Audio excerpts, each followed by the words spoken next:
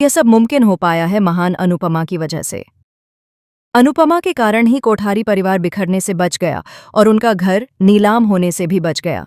ऐसे में मोटी बाल भी अनुपमा की शुक्रगुजार हैं और हाथ जोड़कर उससे माफी मांगती नजर आएंगी।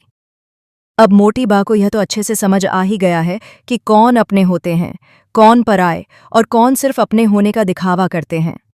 वहीं दूसरी तरफ प्रेम चाहता है कि उसकी और राही की एक नई फैमिली बने, यानी उनका छोटा सा परिवार अब बड़ा हो जाए और इस परिवार में एक नन्हा मेहमान आए। लेकिन प्रेम की यह ख्वाहिश राही पूरी नहीं करेगी। राही साफ साफ मना कर देगी कि वह अभी बेबी के लिए तैयार नहीं है और उसे बच्चा नहीं चाहिए।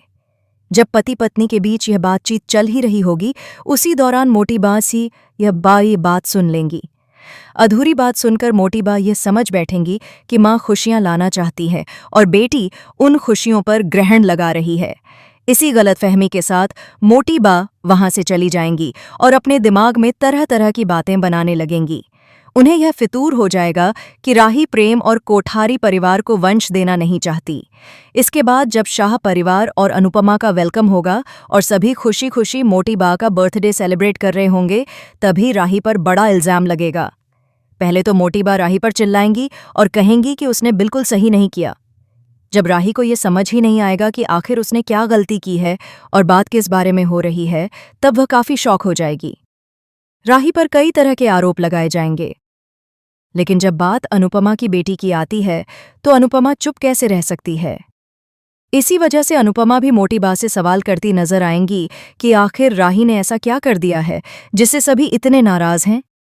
तभी मोटी बा पूरे परिवार के सामने कहेंगी कि राही अपने सपनों को पूरा करने के चक्कर में इतनी खुदगर्ज हो चुकी है कि उसे न तो अपने पति की खुशी की परवाह है और न ही परिवार की।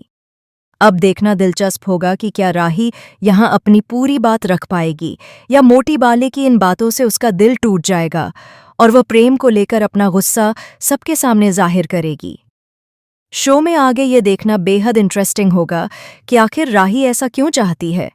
क्या वाकई वह कभी मां नहीं बनना चाहती या इसके पीछे कोई और वजह और बड़ा ट्विस्ट छुपा है। साथ ही यह भी देखना होगा कि राही के इस फैसले पर कोठारी परिवार का रिएक्शन क्या होता है। फिलहाल आप हमें कमेंट करके बताइए, आपको क्या लगता है, क्या राही का यह फैसला उसका अंतिम फैसला है या इसके पीछे कोई और